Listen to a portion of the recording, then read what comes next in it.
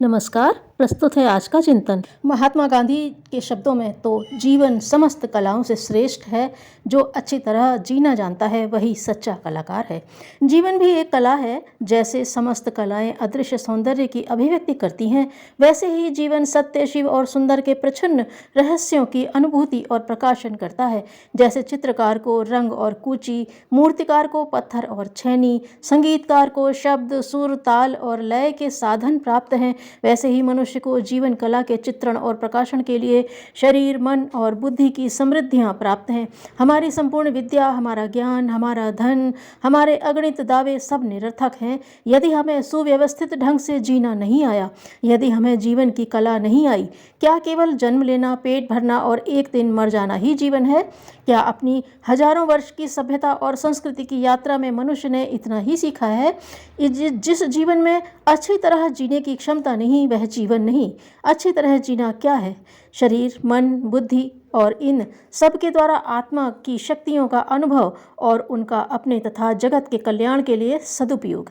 शरीर को लें तो अंतिम काल तक वह शक्तिमान और समर्थ रहे, श्रेष्ठ कार्यों में उसका उपयोग हो, थकावट और आलस से पास न फटके, निरोग रहें, रोग से लड़ने और उस पर विजय पाने की शक्ति से भरा रहे, मस्तिष्क सक्षम, आंखें प्रकाश से भरी, मुख तेजपूर्ण, दांत दृढ़ और स्वच्छ, जिह्वा मितभाषी और मधुर बोलने वाली, उभरा हुआ सीना, विकसित पट्टेदार बाहें तथा सबल हाथ, शक्तिमान और सब कुछ हजम करने वाला पेट तथा मजबूत पांव, जो जीवन की लंबी यात्रा के बोझ से विचलित न हो। मन वह जिसमें अच्छे विचार आएं, ऊंचे आदर्श की कल्पना हो, जो जीवन को उचित मार्ग पर चलने की दृढ़ता प्रदान करे, जिसमें स्वार्थ की भावना इतनी प्रबल न हो जाए कि दूसरों के हित और कल्याण का ध्यान न रहे, जो शरीर में उत्साह की तरंगे बहाए, जिसमें ईर्ष्या, द्वेष, लोभ, अन्याय का मेल न हो। यह है स्वस्थ मन के लक्षण।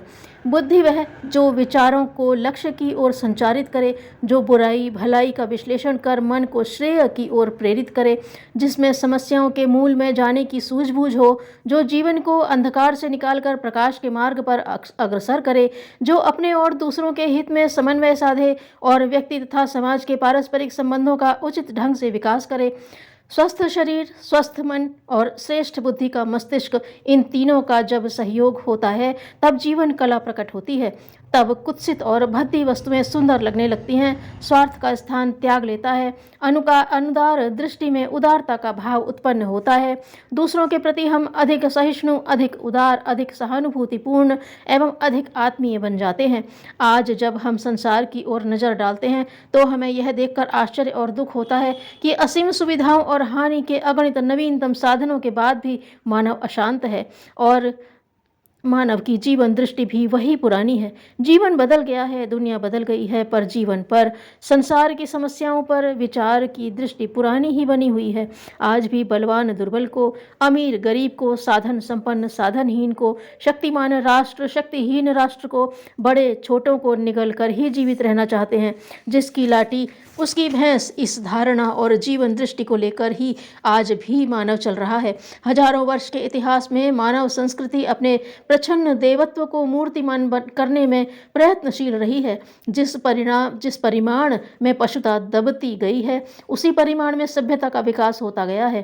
पर जब जब महान अवसर आए हैं, सभ्यता कसौटी पर कसी गई है, तब तब अंदर की दबी पशुता ऊपर आ गई है। उसने मानवता के संपूर्ण प्रयत्नों को विफल कर दिया है। इसका कारण क्या है? इस असफलता का एकमात्र कारण यही है कि व्यक्ति की जीवन दृष्टि अब भी पुरानी बनी हुई है। अब भी वह प्रेम की अपेक्षा बल प्रयोग पर, हार्दिकता की अपेक्षा आतंक और प्रभुत्व पर अधिक आस्था रखता है।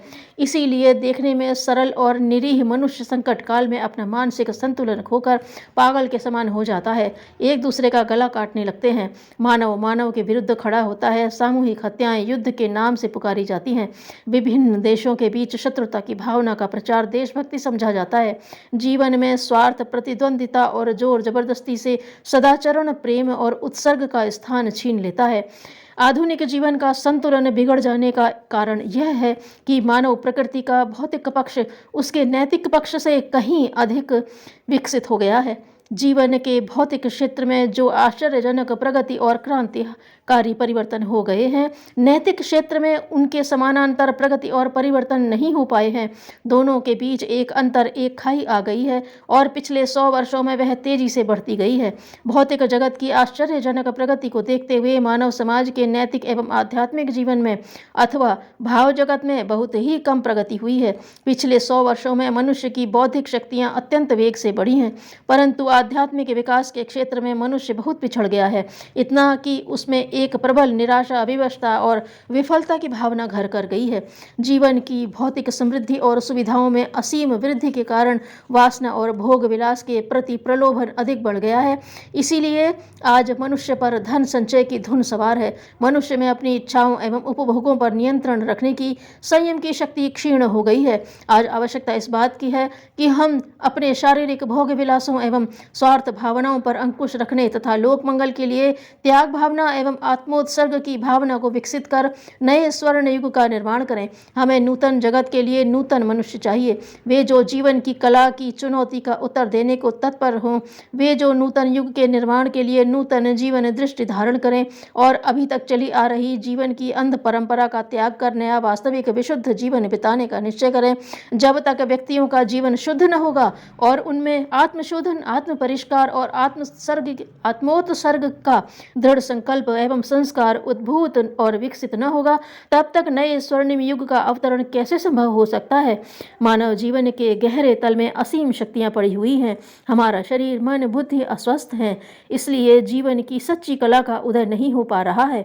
जिस दिन हम जीर्ण जीवन तथा विचार प्रणाली के बंधनों से अपने मानस को मुक्त करके एक सर्वथा नवीन युग के निर्माण के लिए नींव के रूप में नवीन जीवन दृष्टि ग्रहण करेंगे और एक नए जीवन के बिताने का निश्चय ही नहीं आरंभ कर देंगे, उस दिन हमें एक नूतन मुक्ति, एक नूतन विजय, एक नवीन साहस, एक नवीन स्फूर्ति, एक नई शक्ति और एक नवीन आनंद का अनोखा, अनिर्वचनीय आनंद अनुभव होगा।